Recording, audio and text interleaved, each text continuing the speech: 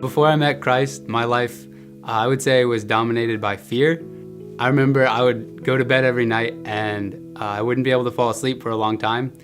And I would lie in bed just terrified. I was scared of death, scared of hell, the idea of hell and being eternally in a place of torment.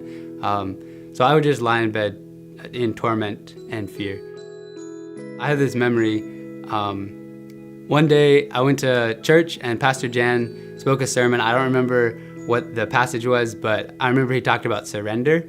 And I remember realizing while he spoke that I just needed to surrender to God and give him my life. That night, after hearing Pastor Jan talk about surrender, I finally went to my mom. I went into her room and told her that I wanted to surrender to Christ. And she prayed with me. A couple weeks after that, I had an experience where I was, again, trying to fall asleep, but just terrified.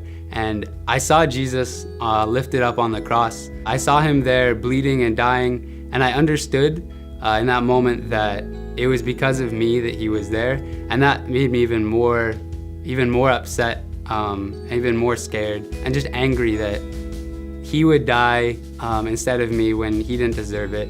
Even when I was so upset, he told me that he loved me, and he told me that it was free.